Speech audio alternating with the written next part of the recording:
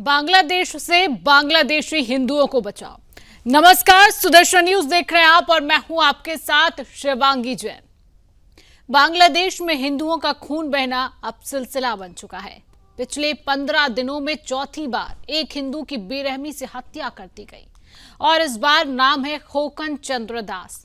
Media reports के मुताबिक खोकन चंद्र दास को पहले भीड़ ने घेर कर बुरी तरह पीटा, फिर धारदार हथियार से हमला किया गया और हैवानियत की सारी हदें पार करते हुए उनके शरीर पर पेट्रोल डालकर आग लगा दी गई। जान बचाने के लिए खोकन चंद्र दास सड़क किनारे बनी एक तालाब में कूद गए। स्थानीय लोगों ने शोर मचाया, लेकिन तब तक हमलावर मौके से फरार हो चुके थे। गंभीर हालत में उन्हें शरीयतपुर सदर अस्पताल ले जाया गया, जहां से हालत नाजुक होने पर डाका रेफर किया गया। डाका में 3 दिन तक जिंदगी और मौत से जूझते रहे, लेकिन शरीर का बड़ा हिस्सा झुलस चुका था और आखिरकार हिंदू होने की कीमत उन्होंने अपनी जान देकर चुका दी। यह कोई पहली घटना नहीं है। 18 दिसंबर को दीपू चंद्र दास की हत्या होती है। 24 दिसंबर को भीड़ ने 29 साल के अमृत मंडल उर्फ सम्राट को पीट पीट कर मार डाला। 29 दिसंबर को मेमन सिंह जिले में कपड़ा फैक्ट्री में काम करने वाले 42 साल के बजेंद्र विश्वास को गोली मार दी गई। यानी 16 दिनों में 4 हिंदुओं की निर्मम हत्या। 16 दिनों में 4 निर्मम हिंदुओं की हत्या की गई है और दर्जनों हिंदुओं पर हमले किए गए। गौरतलब है कि अगस्त 2024 में शेख हसीना को सत्ता से हटाए जाने के बाद बांग्लादेश लगातार राजनीतिक अराजकता और सामाजिक हिंसा के दौर से गुजर रहा है और इसकी सबसे बड़ी कीमत चुका रहा है हिंदू अल्पसंख्यक समुदाय। हालात उस वक्त और बिगड़े जब भारत विरोधी कट्टरपंथी उस्मान हादी पर 12 दिसंबर 2025 को ढाका के विजयनगर इलाके में एक जनसभा के दौरान बाइक सवार हमलावरों ने गोलियां बरसा दी। 18 दिसंबर को उसकी मौत हुई और इसके बाद बांग्लादेश में हिंदुओं के खिलाफ हिंसा का विस्फोट हो गया। शेख हसीना के हटने के बाद और मोहम्मद यूनुस की अंतरिम सरकार बनने के बाद यह साफ हो चुका है कि बांग्लादेश में हिंदू सुरक्षित नहीं है।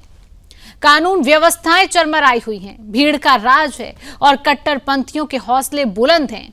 अब उस्मान हादी की पार्टी इंकलाब मंच ने एक बार फिर सड़क पर उतरने का ऐलान किया है।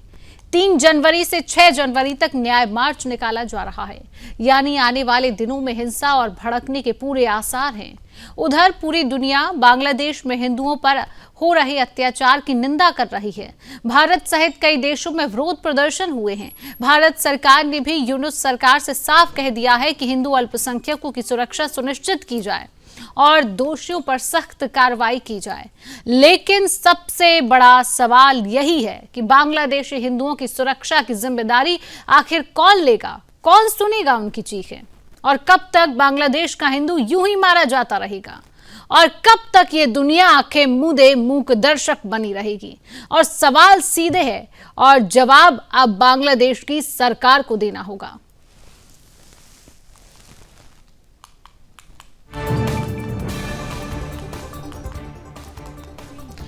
तो 15 दिन में 4 हिंदुओं की हत्याएं हो जाती हैं।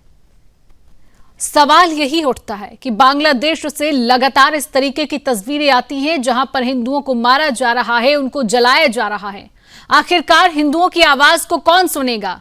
बांग्लादेश हिंदुओं की सुरक्षा कौन करेगा?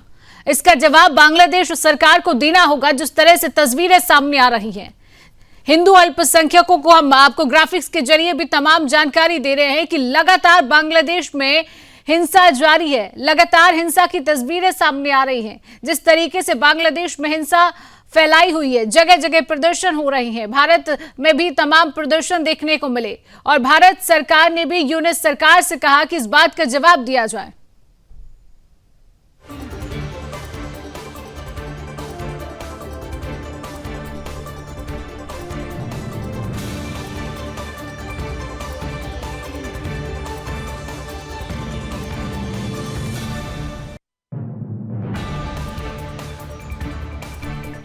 और आज इसी विषय पर हम चर्चा करने जा रहे हैं। चर्चा करने के लिए तमाम पैनलिस्ट हमारे साथ जुड़ चुका है। परिचय आपसे कराऊंगी। बीजेपी पार्टी के प्रवक्ता गौरव मिश्रा जी हमारे साथ जुड़ चुके हैं। गौरव जी, बहुत बहुत स्वागत है आपका सुदर्शन न्यूज में। हमारे साथ विदेश मामलों के जानकार ओपी गुप्ता जी जुड़ चुके हैं। ओपी जी, आपका भी बहुत बहुत स्वागत करती हूँ। हमारे साथ राजपूत करणी सेना के अध्यक्ष युद्धि राणा जी जुड़ चुके हैं। युद्धि जी, आपका भी बहुत बहुत स्वागत सुदर्शन न्यूज में। आप तीनों लोगों का बहुत स्वागत करती हूँ पैनलिस्ट का। सबसे पहले चर्चा की शुरुआत गौरव जी आपसे करूंगी। गौरव जी, आप देख रहे हैं बांग्लादेश में किस तरीके से हिंदुओं की हत्याएं की जा रही हैं, किस तरीके से बांग्लादेश में हिंदू असुरक्षित है। बीजेपी पार्टी अपने आप को हिंदुत्ववादी पार्टी मानती है। भारत सरकार इसके लिए क्या एक्शन ले रहा है? क्या बांग्लादेश सरकार से बात की गई है? इस बात का जवाब गौरव जी। देखिए, बांग्लादेश का ये आंतरिक मामला है और भारतीय जनता पार्टी की जहां तक आप बात कर रही हैं तो बांग्लादेश से और भारतीय जनता पार्टी से कोई ताल्लुकात नहीं है। लेकिन पूरे मुद्दे पर, पूरे विषय पर भारत सरकार गंभीरता से निगाह बनाए हुई है।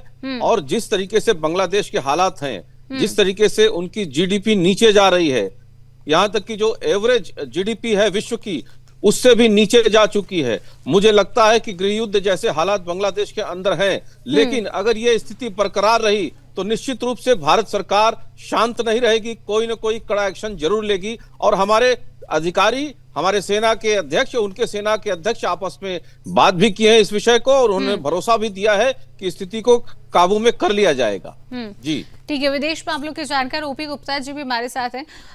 ओपी जी, जिस तरीके से बांग्लादेश से तस्वीरें सामने आती हैं, लगातार वहां पर हिंसा हो रही है, कत्लेनामा की तस्वीरें सामने आ रही।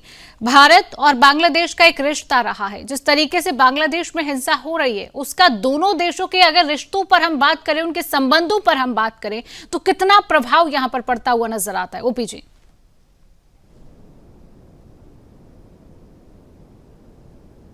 ओपी जी, आपका माइक म्यूट है, कृपया इसको अनम्यूट करिए, आवाज हम तक नहीं पहुंच रही है।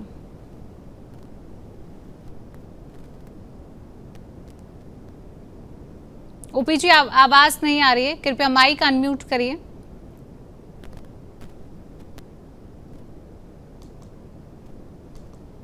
चलिए ठीक है, तब तक युद्धि जी से सवाल लेंगे। युद्धि जी, बांग्लादेश में सवाल वही है, जिस तरीके से तस्वीरें सामने आती हैं, बात यही कही जाती है किसी भी देश का हिंदू हो, हिंदुओं को प्रताड़ित किया जाता है, उनको मारा जाता है। क्या हिंदू होना गुनाह हो गया है कि जिस देश में हिंदू रहेगा उसकी हत्या की जाएगी, उसको प्रताड़ित किया जाएगा? युद्धि जी, जवाब दीजिए। देखिए, पहले तो आपको बहुत बहुत शुक्रिया और मेरा सौभाग्य है कि आपने इस पैनल पे हमें बिठाया। और जो बांग्लादेश में हालात चलने में, उनके ऊपर इतना ही कहना चाहूंगा कि जहां पर भी इन जिहादियों की आबादी बढ़ जाती है, जहां पर भी इनकी संख्या ज्यादा होती है, वहीं पर हिंदू काटा जाता, मारा जाता। चाहे आप बांग्लादेश हो, कश्मीर हो और भारत के कई राज्यों में, कितने राज्यों से हिंदू पलायन कर चुका है जहां पर इनकी आबादी बढ़ी है। तो हिंदुओं को तो अब खुद हथियार उठाने पड़ेंगे अगर आपको अपनी सुरक्षा करनी है। आप कब तक सरकार के जिम्मे रहेंगे? आप कब तक ये बैठ के सोच के बैठे रहेंगे कि कोई अवतार आएगा? कोई अवतार नहीं आने वाला है। अगर आप अपनी सुरक्षा के लिए हथियार नहीं उठा सकते तो आपको कोई नहीं बचा सकता है। आए दिन बांग्लादेश में आप देख रहे हैं, मारे जा रहे हैं, जिंदा जलाया जा रहा है, बच्चियों को जलाया जा रहा है। ये जो कौम है, ये राक्षसी कौम है, इनका इंसानियत से कोई लेना देना है नहीं। और जो लोग इनको भाईचारे में अभी भी पड़े हुए हैं, जो लोग इनको सही समझ रहे हैं, वो बिल्कुल आने वाले समय में वो भी कलमा पढ़ते दिखाई देंगे। आप युद्धि जी, आप कह रहे हैं कि हिंदुओं को अपनी रक्षा खुद करनी पड़ेगी। ठीक है, भारत देश में हम देखते हैं कि हिंदू अपनी रक्षा करते हुए भी नजर आते हैं, लेकिन दूसरे देशों में तो हिंदू अल्पसंख्यक है ना, हिंदुओं की संख्या उतनी नहीं है और ये जिहादी उनके ऊपर हावी हो जाते हैं।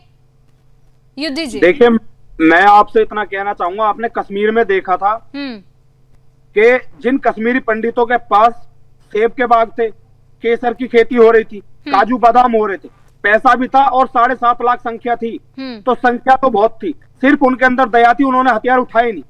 बांग्लादेश के अंदर भी आज की तारीख में देखे, इतने कम हिंदू नहीं है कि वो लड़ ही ना पाए, लेकिन इतने सो चुके हैं, उन्होंने सोच लिया कि अगर हम इनसे लड़ेंगे तो ये गला काट देंगे। अरे भैया, कितनों के गले काट देंगे? अगर आपको धर्म बचाना है, अगर आपको अपनी पीढ़ी सुरक्षित रखनी है, अगर आप चाहते हैं आने वाले समय में आपकी बहन और बेटियों की इज्जत ना लुटे, तो आपको बराबर प्रतिकार करना होगा। इतनी संख्या कम नहीं है कि लड़ ना सके। अरे सड़कों पर आओ तो सही, एक बार घरों में लाठियों के जगह तलवारें रखो तो सही, तभी तो आपको न्याय मिलेगा। अब प्रशासन के ऊपर बिल्कुल डिपेंड हो चुका है हिंदू कि जो भी करेगा प्रशासन करेगा, जो करेगा मोदी जी करेंगे। मोदी जी इंसान है, शक्तिमान नहीं है कि हर जगह पहुंच जाएंगे। तो अपनी सेफ्टी के लिए कुछ तो सामान रखो घरों में, या नहीं रखोगे? तो इसमें गलती मैं जहां तक मानता हूं कि हिंदुओं की भी थोड़ी बहुत लेकिन हिंदू कहते हैं ना कि हम हिंसा नहीं करते, हिंसा से बचते हैं। नहीं, हिंसा से बचते हैं। आपने किस भगवान को माना है? आपने कौन से पुराण को पढ़ लिया? श्री कृष्ण जी ने हथियार उठाया नहीं उठाया? सुदर्शन चक्र उनको भी उठाना पड़ा। राम जी ने भी छल से बाली को मारा है। अगर आपको धर्म बचाना, अपना जीवन बचाना है तो आपको मारना पड़ेगा, आपको चाहे छल करना पड़े। गांधी जी की बातों को। ओपी जी, जो सवाल पहले किया था फिर से वही मैं दोहराऊंगी। जिस तरीके से भारत और बांग्लादेश के रिश्ते रहे हैं शुरू से, लेकिन अब जो तस्वीरें बांग्लादेश में सामने आ रही हैं, बांग्लादेश में कत्लेआम हो रहा है, बांग्लादेश में हिंदुओं की हत्या की जा रही है, इन सब तस्वीरों का, इन सब हिंदुओं पर जो अत्याचार हो रहा है, उसका दोनों देशों के संबंधों पर कितना असर पड़ रहा है? ओपी जी।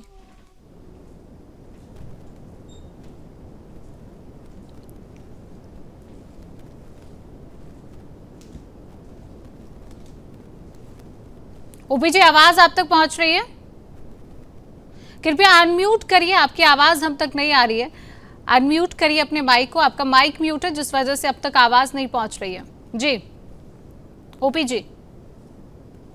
अनम्यूट? जी जी जी जी, आ रही है आवाज। जी जी जी, बात आवाज आ रही? जी आ रही है आवाज, बात पूरी करिए। हम ये कह रहे हैं कि जो भारत और बांग्लादेश के बीच संबंध खराब होते जा रहे हैं और वहाँ की सरकार वहाँ पर जो है हिंदुओं की रक्षा करने में असमर्थ है, इसलिए भारत सरकार को चाहिए कि वो बांग्लादेश सरकार को जो है वो ऑफर दे कि अगर वो चाहे तो हम 3-4 डिवीजन आर्मी की वहाँ भेज सकते हैं जो वहाँ शांति व्यवस्था कायम रख सके। तो ये ऑफर हम लोगों को देना चाहिए। वो फ्रेंडली कंट्री है और वहां पर लॉ एंड ऑर्डर सुधारने के लिए हमें अपने अर्धसैनिक बल वहां भेजने चाहिए। ये ऑफर देना चाहिए। अगर वो ऑफर एक्सेप्ट करें तो ठीक है।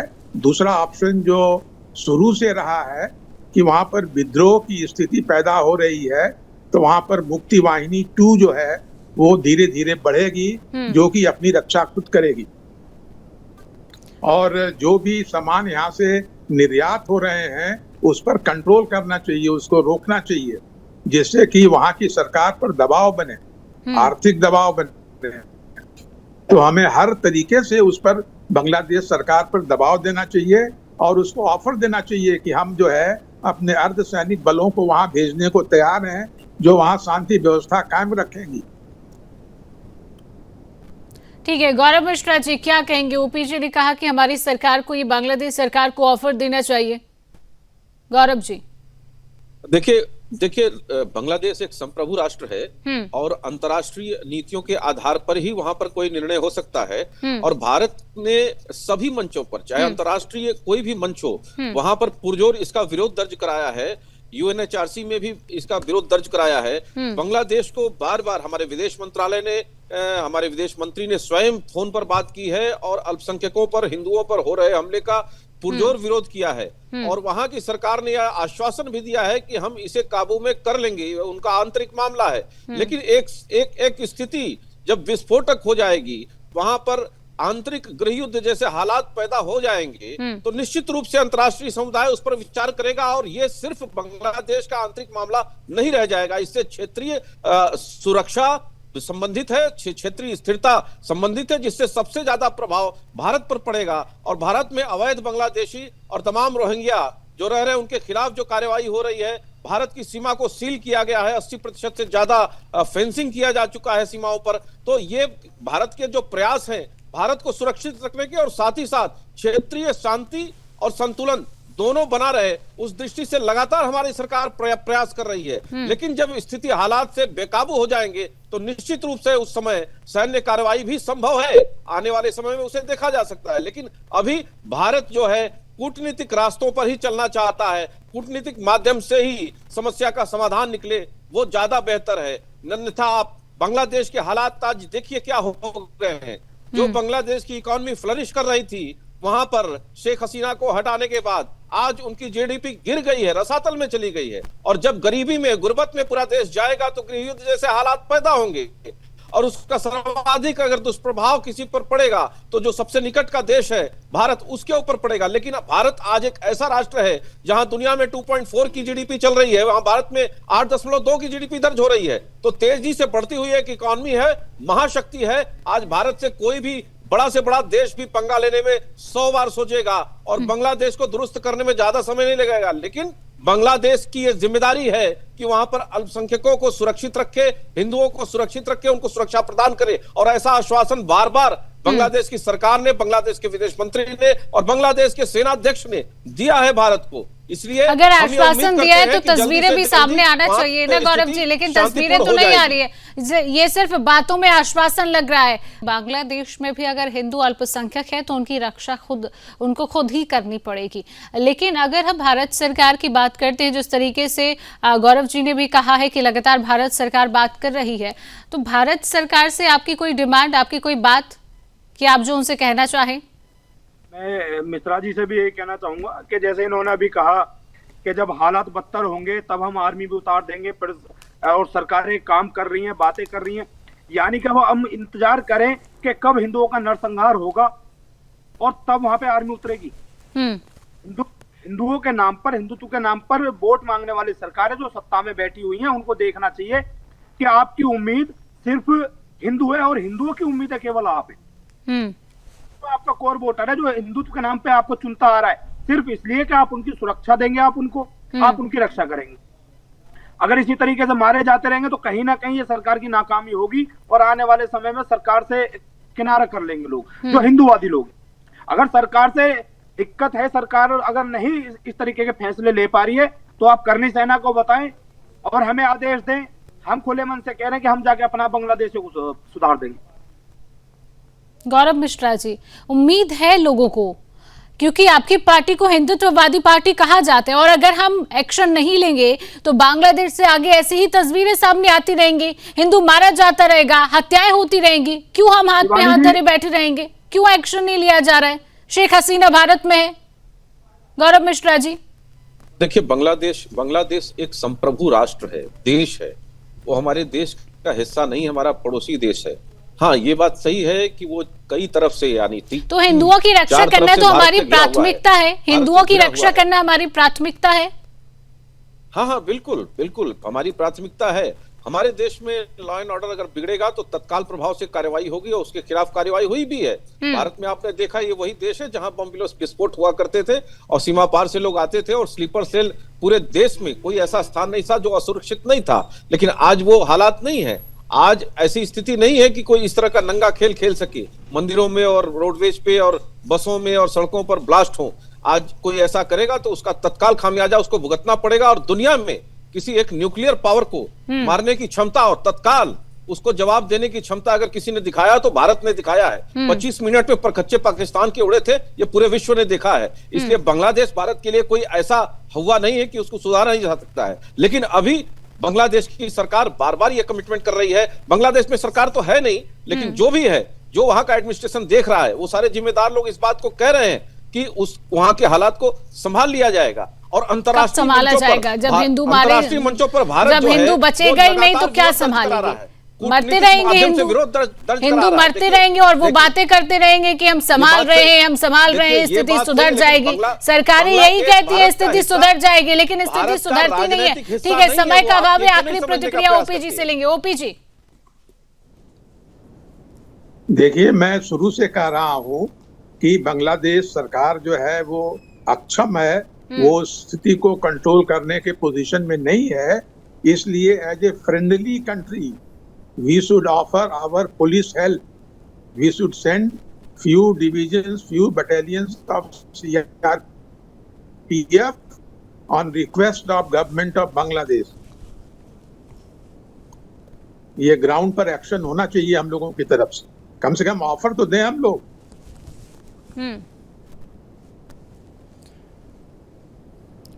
चलिए, बिल्कुल ये अति आवश्यक बात आपने कही है कि कम से कम हम ऑफर दें और हमें बात करनी चाहिए।